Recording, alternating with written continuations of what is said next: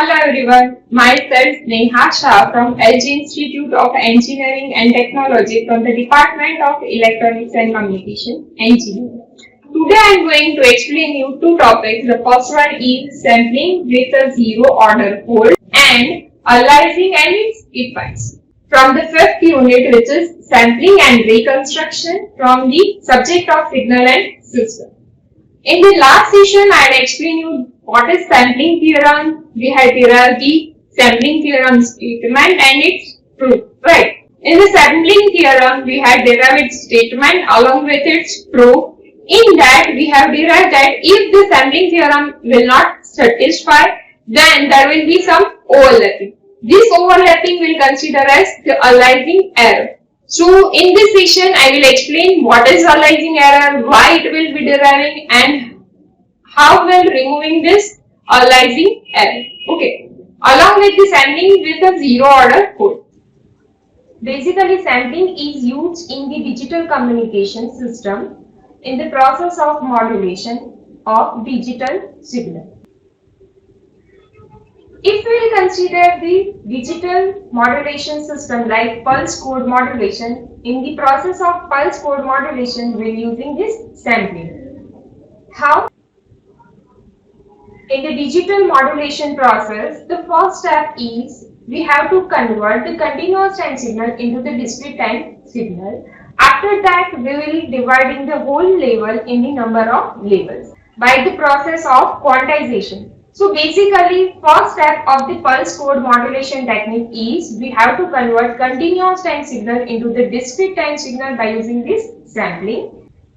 Then we have to convert the whole amplitude into the number of levels by using the quantization process. And then we have to convert the particular sample into the equivalent digital code for that level. So it will be done by using the analog to digital converter.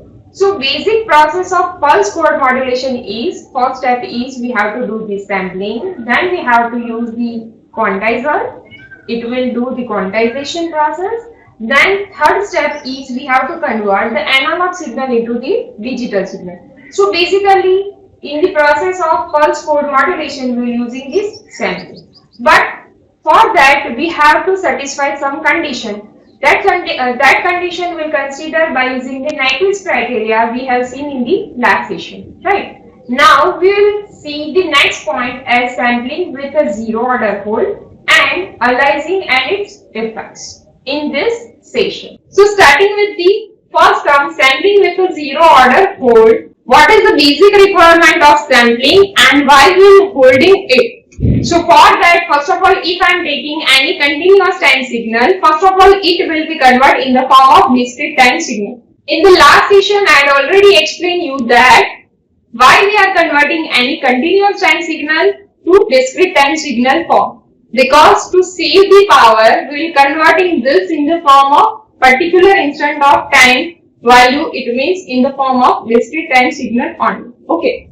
So from this, if we are taking the holding of it, it will gives you the continuous format but with a particular number of samples only.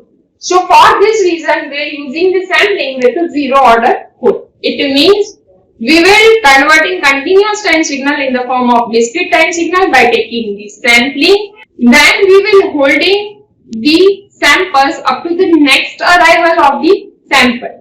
So it will give you the holded output like this. So it will take a sample and up to the next sample arrival, it will hold the values. Then again it will take the sample, then it will hold the values up to the next sample's arrival. Likewise, it will generating the signal like this. So what is zero order hold? It is considered as the mathematical model of the practical signal construction done by a conventional digital to analog converter. So if you want to convert digital to analog conversion, so for that it will consider as the practical model. Now, if we are saying that what is zero order hold, what it describes, then it will describing the effect of converting a discrete time signal to a continuous time signal by holding each sample value for the one sample interval. It means, as I have told you that if we are converting continuous time signal into the discrete time signal, then after that if we want to convert back it into the form of continuous time, so for that we are using the zero order hold. So here the question will arise, why we are converting the continuous to discrete and discrete to continuous?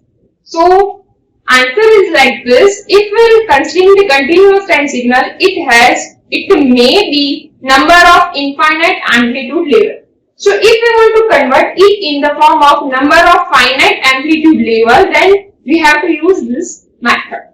Okay. Now it will make a staircase approximation of a signal, and zero order hold is special case of the flat top sampling. It means it will give you the flat top sampling. It means its amplitude will be flat for each and every sample with the pulse width of equal sampling period.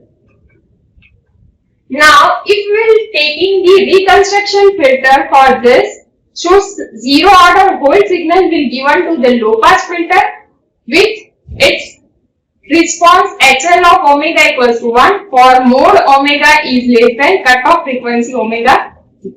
Otherwise, its value will be 0. Output of this low pass filter is given to equalizer, so it will equalize the amplitude level and it will give you the reconstructed output at the output set. So if we are taking the original input signal as continuous time signal and then if we are giving it to the sampler, then it will give you the sampled signal at the output set.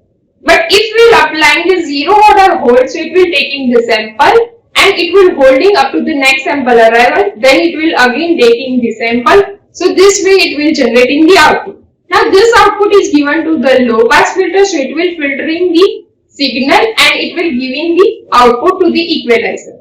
Now the function of equalizer is equalizing the amplitude levels and it will give you the final output which will be same as the desired output. So this way sample and hold circuit will be work. Now the next topic is aliasing and its effect. Now first of all, what is aliasing? In the last session I had explained you the sampling theorem, right? In this we have derived that if we are taking the input sequence in the range of -b to b, it will deriving the output like this.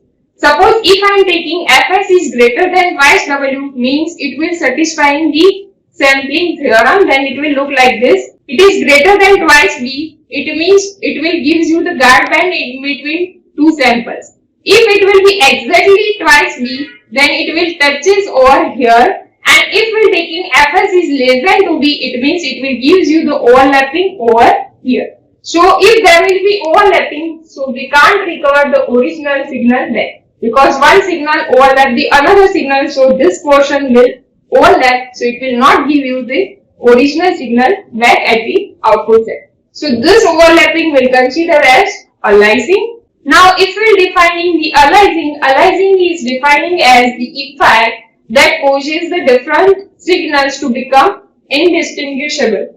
It means it will be aliasing on one over the other when we will sample. It means there will be some overlapping between the number of samples. It also refers to the distortion that results when a signal reconstructed from the samples is different from the original continuous signal.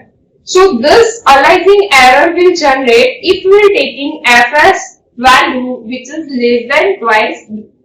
And if we are taking the practical filter, then for fs equals to twice b also, it will generating some aliasing error. So how the aliasing error will be removed? For that we have to take some remedies. Before that, what is aliasing? So what is aliasing? Aliasing is an effect that causes the different signals to become indistinguishable when sampled. Right. So two or more different signals or factors which may be completely unrelated to one another will give you the aliasing effect. So in the real world, there will be always aliasing effect if we will not taking some precautions. So how will removing the aliasing effect? So for that some remedies will be there. First of all, how the aliasing error will generating? aliasing error will generate because of if will not satisfying the sampling theorem, right? So first of all, what is sampling theorem? Fs should be greater than or equals to twice b. Suppose if I am taking the value of it is equals to twice b, and if I am using the practical filter, then also it will arising the aliasing error. So how will removing this aliasing effect? If it will satisfy the sampling theorem, then the aliasing error will be removed. And the second remedy for this will be we have to use the pre-aliased filter. Now what is the meaning of pre-aliased filter? We will using the filter before the aliasing error will generating. So we will using the filter before the aliasing error generation. So it will consider as pre-aliased filter. Now what is the use of it? Filter will decide the particular region of the selection. So we will selecting a particular portion in which we have to apply the sampling theorem. So all the other samples can't overlap it. So this way we can avoid this aliasing effect. So the first remedy is we have to use the pre-aliased filter. For that we have to use the low pass filter. And the second remedy is we have to set the sampling rate. The sampling rate Fs should be greater than or equals to twice Fm. So what is the meaning of this? Fs means sampling frequency and Fm means modulating frequency. So at least if we are taking the double of the modulating signals frequency as the sampling frequency, then and then only we can removing this aliasing error or we can avoid this aliasing error. So this way we can remove the aliasing error or avoid the aliasing error by using these remedies. From the next session I will start the fourth unit, which is Z transform. We will see in this unit as what are the requirements of transform method, why we will using the Z transform particularly, then how we will deriving the inverse Z transform or from that. Then we will also checking the types of the Z transform in the next sessions. Thank you so much.